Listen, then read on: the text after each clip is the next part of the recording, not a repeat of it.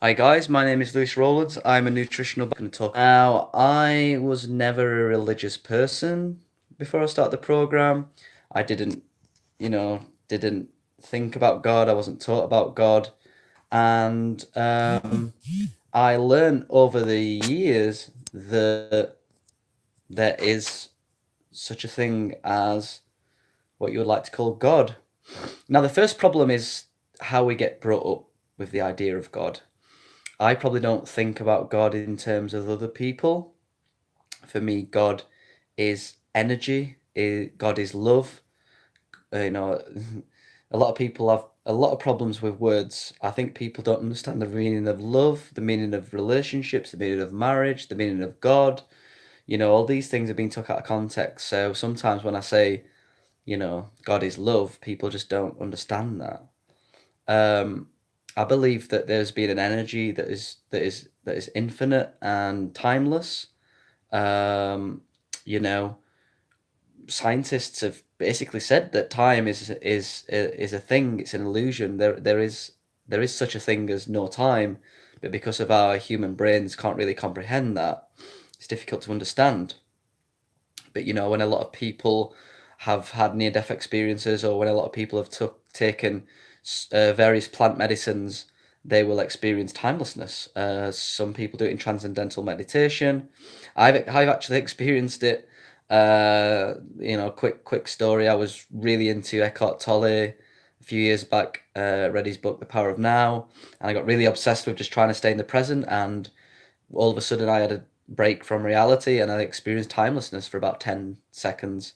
Well, it's weird actually to say for about 10 seconds I experienced timelessness, but I experienced timelessness, and it was just a weird experience, mainly because I was just really going doing deep meditation.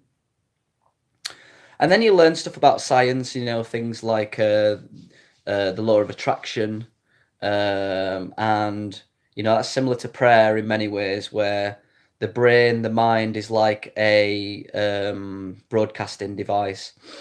And again, this has been proven in science. This is not even woo woo, spiritual rubbish. If anyone wants to look into this, just check out the split test theory, or the split test experiment. It's not even a theory. It's been proven fact, whereby you send two protons or two electrons, I can't remember, two atoms, through two slits on a wall, and the patterns, some electrons or protons, I can't remember what they are, create a wave pattern on the end of the screen, and some create a linear pattern. It's more complex than this. I'm kind of simplifying it.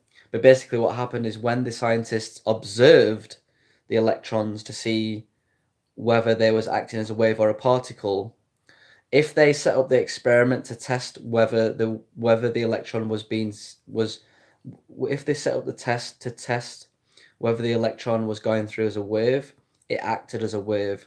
When the scientists set up a test to see if the particle was acting as a particle, it acted as a particle.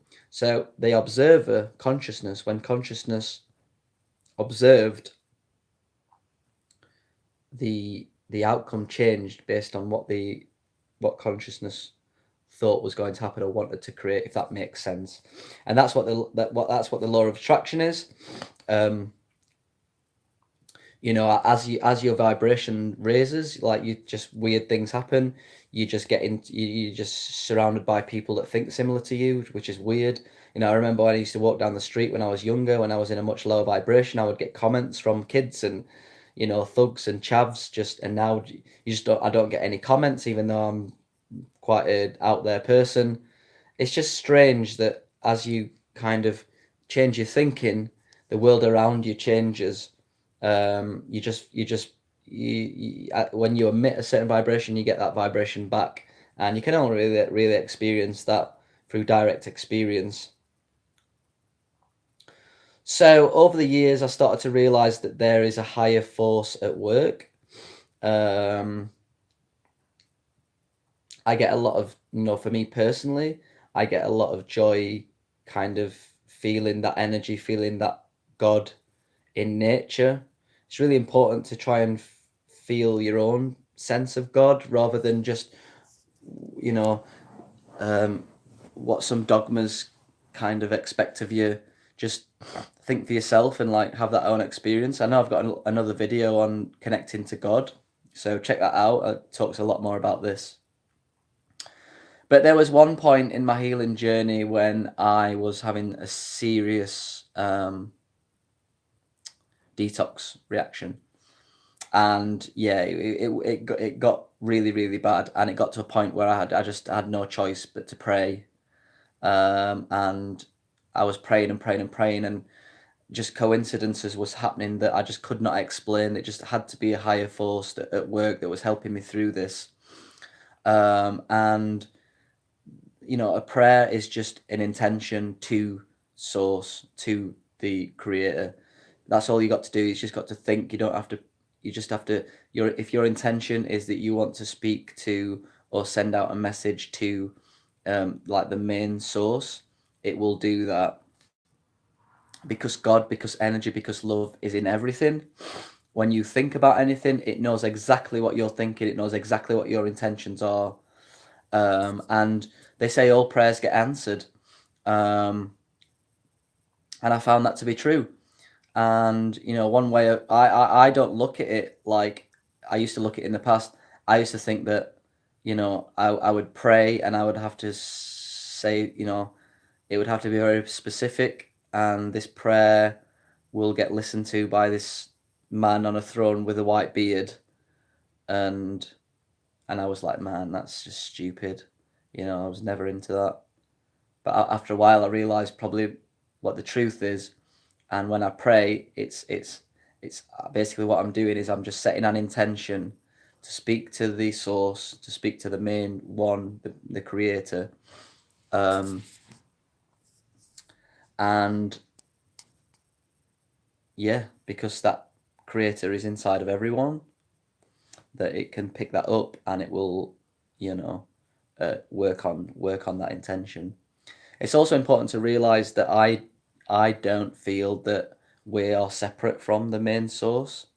And you know, Dr. Wilson talks about this, and a lot of other people, is that we are, you know, the theory is that I feel is the most competent, is that this infinite energy, this love, was infinite. It knew everything, and what it wanted to do is it wanted to basically experience itself. And the only way for it to experience itself is to do, kind of create the opposite, you know, which is like yin and yang in a sense. So it had to split itself in two. So the infinite, that was energy, pure energy, you split itself, you create a universe, a physical universe. So you create, you know, physicality. You see it in the Bible, God created heaven and earth, light and day, you know, sea and earth, etc. So if you want to experience yourself as an infinite, what you got to do is you got to create the opposite. So you got to create physicality, so mass, whereas the opposite would be pure energy. You have to create time, because that's the opposite of timelessness. So you got to create time. And you've got to create a scenario of free will, because in the infinite, there's no free will, because everything, it knows everything at once. So what you do is you get consciousness and you create little sparks of consciousness called souls. And, you know, these souls go into this physical body and this environment where it can experience itself. And that's a much better way of understanding prayer, because you're not praying then to some external thing. You're actually praying to, a good way to look at it is think of like God or source or, you know, infinite as like the sea, and the soul that's in every human and every animal is a little bit like the wave. Sorry, my phone disconnected a little bit then. We just run, everything's fine, everything's good, everyone's happy. And for whatever reason, we moved further and further away from the main sea. So the wave, in a sense, got higher and higher and higher and higher, and got further away from the sea. And that's a little bit like what's happening on Earth. As the souls are getting further and further away from the main energy, from what it was initially. And the waves got higher and higher and just further away. There's more turbulence. It's harder to live because you're not as close to that sea of energy. So that's a nice way of understanding prayer, is you're not really praying to something separate from you. You're kind of praying to you, but you're praying to get closer to the main you, if you want to look at it that way. So and that's what you need to be asking for really in your prayers. Is you shouldn't be asking for something, oh, I pray for more money, I pray for this, I pray for that. In reality, what you should be praying for is praying to the real you, the source, the big God that's that you're trying to get more closer to because you've separated yourself too much.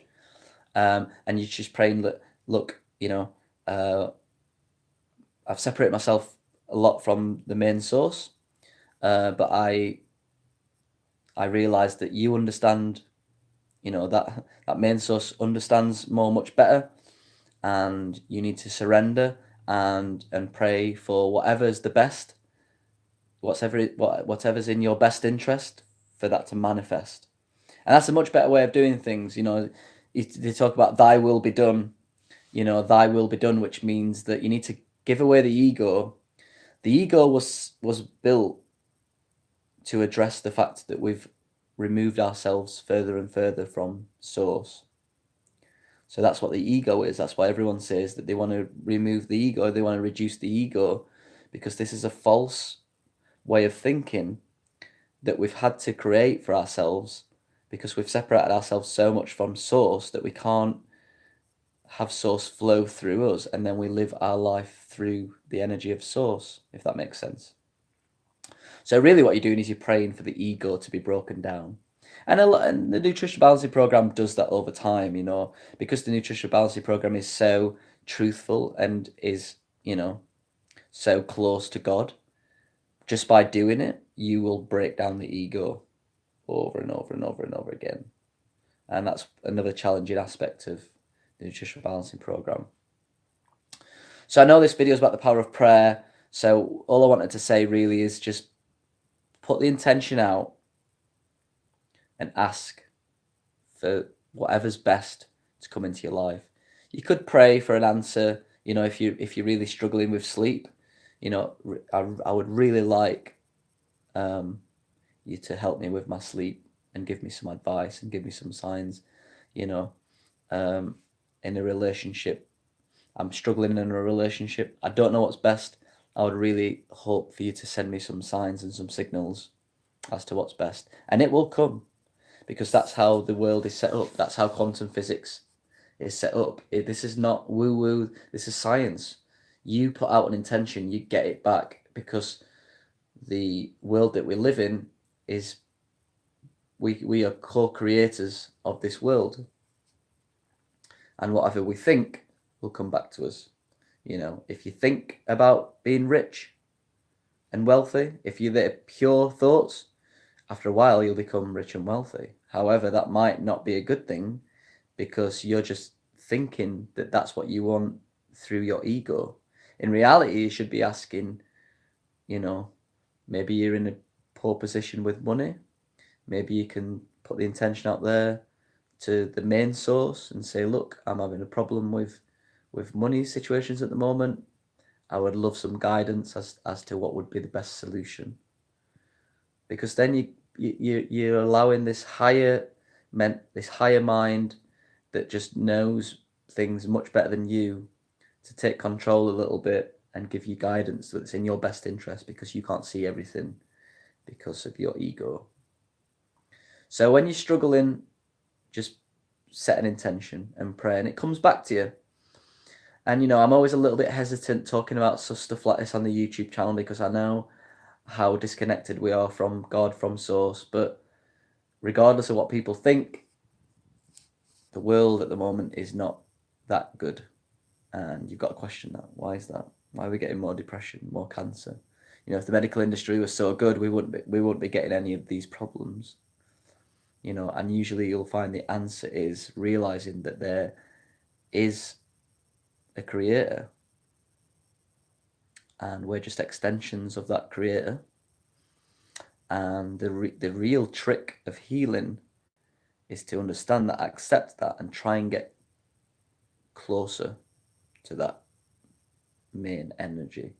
You're just a little spark of that energy that's come a little bit too far away. You need to be getting back to that.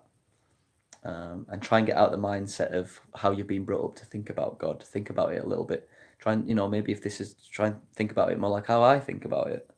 Because I feel like that's more of the truth. And that's how, more like what Dr. Wilson thinks about. All right, guys. Well, that's all I wanted to say. So if you are struggling, thy will be done. Surrender to a higher mind that just can see things a bit differently to you. They can see the woods for the trees, and just ask for